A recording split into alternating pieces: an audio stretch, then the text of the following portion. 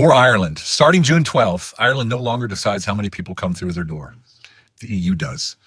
There's now a quota. And if Ireland can't take the people in or that quota because there might not be housing, medical care, or jobs, they get fined €20,000 per person. That's what's happening on June 12th. And every one of us should be paying attention. Because there used to be a rule. If you crossed into the EU seeking asylum, you had to register in the first country that you entered. Well, for Ireland sitting out on the western edge of the Atlantic, that was like a wall of protection for them.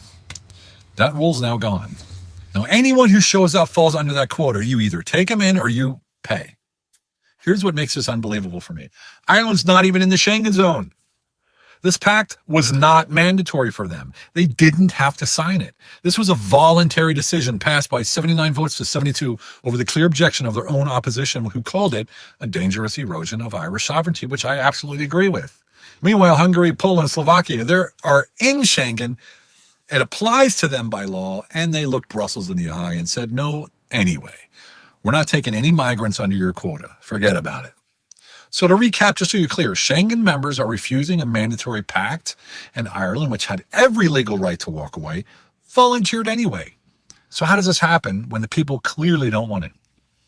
Well, people blame politicians, but here's your answer. It's not the most popular one that people expect.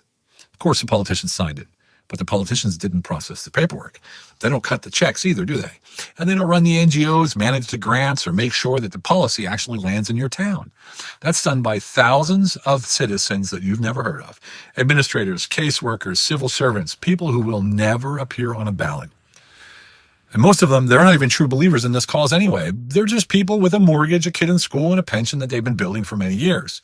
And you know what? You don't need to threaten somebody when they're already in debt. The debt does it for you, doesn't it?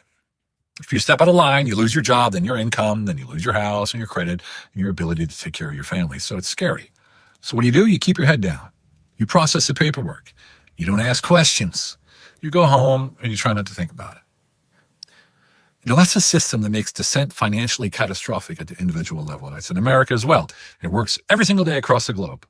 So when you ask how a government voluntarily hands away sovereignty that nobody asked them to, that's how. It wasn't one decision by a corrupt politician. It was thousands of people in the middle keeping the machine running because they couldn't afford not to. Horrible.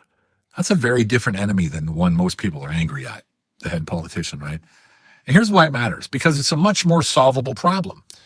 We can fix it by having people in those local seats before the check gets cut, before the grant goes out, before the policy touches the ground in your community, by citizens who answer to the people, not to Washington, not to Brussels, not to their pension. And I'll say it again, 31,440 Americans is all we need. That's 10 per county in America. That's the number that changes everything. And you know what? Those seats aren't waiting for someone important. They're waiting for someone who's willing to stand up for their kids, for their community, and for a sovereign future that still means something. This is why we built Take America Back in the first place. We find the seats, train the citizens, and get them in the door. It's tedious work, but when over 70% of local elections run only with one candidate and hundreds of thousands of seats sit empty across this country, we only need 31,440 people to change everything. Look, if that mission means something to you, come support us at jointab.us. These issues are changing our world for the worst, and we need to take responsibility and accountability. You ready? Let's go.